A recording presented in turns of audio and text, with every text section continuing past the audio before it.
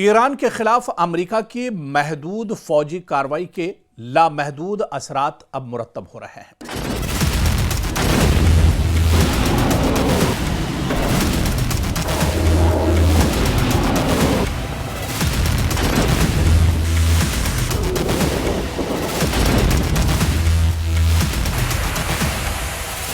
हमले के आगाज में ट्रंप ने इसे हमेशा की जंग नहीं, सिर्फ 4 से 5 हफ्तों की कार्रवाई करार दिया था। लेकिन 4 हफ्तों के दौरान यानी 1 महीना गुजरने के बाद जंग अब सिमटती हुई नहीं बल्कि और फैलती हुई दिखाई दे रही है। मज़ाहिमत के साथ साथ ईरान के हमले लगातार जारी हैं। ईरान इस जंग में पूरी मजबूती के साथ डटा हुआ है। अमरीकी और इजरायली क़यादत का सियासी फैसला 2-3 नहीं बल्कि दुनिया भर के ममालिक को मुतासिर कर रहा है। इससे एक बात तो वाज़ेह हो जाती है कि अमेरिका और इजराइल ने ईरान को हल्के में लेने की गलती कर दी।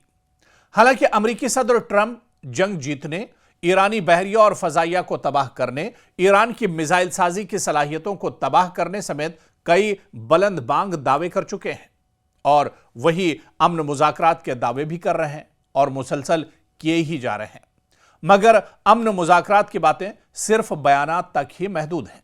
अमली तौर पर इसके खद्दोखाल नजर नहीं आते हैं क्योंकि ईरान मुसलसल अमेरिका के मुज़ाकरात के दावों की तरदीद कर रहा है। अमन मुज़ाकरात का मामला गैर वाज़ेह है। हूसी बागी जंग में अब कूद पड़े हैं। इस बीच आप देखिए कि जब से यह जंग शुरू हुई है 28 फरवरी से पहला मौका है जब हूसियों की तरफ से इस जंग में शमूलियत अख्तियार की गई है और हूसी जो मुजाहिदीन हैं वो भी अब इस जंग में कूद पड़े हैं। इस बीच अमेरिका और इजराइल के ईरान पर हमले भी जारी हैं और ईरान भी दंदान शिकन जवाब दे रहा है। ईरान के मिसाइल और ड्रोन हमलों में कोई कमी नहीं आई है। यमन के हूसी मुजाहिदीन भी अब इस लड़ाई में शामिल हो गए हैं। हूसी मुजाहिदीन ने जुनूबी इजराइल में मुख्तलिफ मकामात पर हमलों का दावा किया है। 28 फरवरी से जारी जंग के दौरान हूसी मुजाहिदीन की जानिब से यह पहला हमला है और इजराइल का कहना है कि उसे इस लड़ाई में हूसी मुजाहिदीन के शामिल होने की उम्मीद पहले से थी। साल 2014 से हूसी मुजाहिदीन शुमाल मगरिबी यमन पर कंट्रोल रखते हैं और यह दुनिया के एक और बड़े तिजारती रास्ते यानी बहर अहमर, जिसे हम रेड सी कहते हैं, यहां पर इनका पूरा कंट्रोल है। अब दूसरी तरफ आप देखिए कि लबनान पर इजराइल की बमबारी भी लगातार जारी है। गजा जंग के दौरान हिजबुल्लाह को मुकम्मल तौर पर तबाह करने का दावा किया जा रहा था, लेकिन अब हिजबुल्लाह के मुजाहिदीन की जानिब से इजराइल को सख्त मज़ाहिमत का सामना है। इन नए महाज के साथ अबनाए हुर्मुज पर ईरान का कंट्रोल हुनूस कायम है, जो इस बात का वाज़ेह इशारा है कि अमेरिका और इजराइल अपने टारगेट को हासिल करने में ताहाल कामयाब नहीं हो सके हैं, जो उनके लिए मायूसी का सबसे बड़ा सबब है। इजराइल ने तेहरान पर भी हमले किए हैं।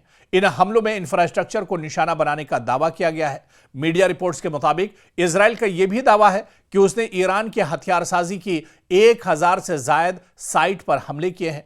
मिलिट्री तर्जुमान ब्रिगेडियर जनरल एफी डेफरिन का कहना है कि इन हमलों के नतीजे में बड़े पैमाने पर ईरान के अंदर तबाही हुई है और ईरानी हुकूमत को इसे दोबारा बनाने में काफी वक्त लगेगा।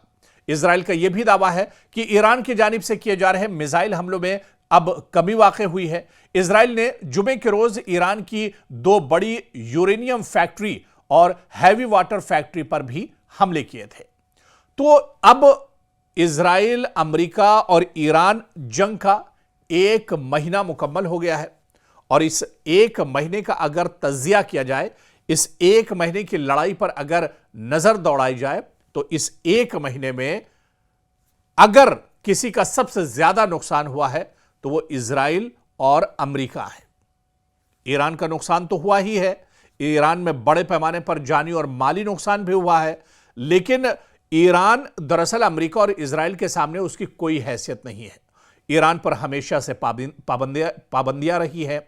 ईरान के पास उस तरह के लेटेस्ट हथियार भी नहीं है। ईरान में दरअसल वहाँ की जो करेंसी है वो बहुत कमज़ोर है। तो ऐसे में अमेरिका और इजराइल जो अपने आप को सुपर पावर ममालिक कहलाते हैं, सुपर पावर देश कहलाते हैं, उनके सामने अगर 1 महीने तक ईरान टिका हुआ है और पूरी मजबूती के साथ टिका हुआ है, बल्कि अमेरिका और इजराइल को ईरान ने नाको चने चबवा दिए हैं।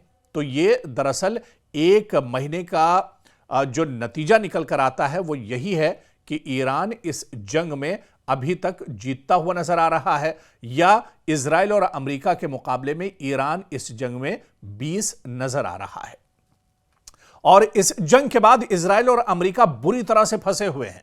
अब डोनाल्ड ट्रंप तो जब से जंग शुरू हुई है, बल्कि जंग के पहले से ही लगातार बयानबाजी कर रहे हैं। अब डोनाल्ड ट्रंप के बयानों पर भी अब किसी को भरोसा नहीं रह गया है। जिस तरह से उनकी मुतजाद बातें, उनके मुतजाद बयान सामने आ रहे हैं।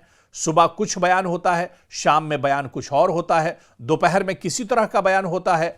तो ऐसे में अब डोनाल्ड ट्रंप की बातों का कोई जवाब नहीं रह गया है, उनकी बातों का कोई वजन नहीं रह गया है। और दुनिया अब यह समझ रही है कि दरअसल डोनाल्ड ट्रंप अब नफसियाती दबाव के शिकार नजर आ रहे हैं। बिन्यामिन नेतन्याहू भी इसी तरह से परेशान नजर आ रहे हैं। तो इस एक महीने की जंग में जो नतीजा निकल कर आ रहा है, माहिरीन की जो राय है वो यही बताती है कि इस एक महीने की लड़ाई में दरअसल ईरान अभी तक 20 नजर आ रहा है। ईरान की अभी तक जीत हुई है और ईरान ने यह भी कहकर रखा है कि जंग अमेरिका और इजराइल ने शुरू की थी, लेकिन इसका खात्मा ईरान की तरफ से किया जाएगा। और ईरान ने यह भी ऐलान किया है कि यह जंग महीने 2 महीने, साल 2 साल या फिर दसियों साल भी चलती है, यानी यह जंग तवील भी खिंचती है, तो इस जंग में ईरान लगातार डटा रहेगा। हालांकि इसकी भी माहिरीन कई बड़ी वजूहात बताते हैं। किसी और मौके पर इन वजूहात का भी हम तज़किरा करेंगे, लेकिन अभी तक की एक महीने की जंग का जो नतीजा निकल कर आ रहा है वो यही है कि इस जंग में ईरान जीता हुआ है। ईरान अभी नाकाबिले शिकस्त एक तरह से है और ईरान पूरी मजबूती के साथ इस जंग में डटा हुआ है।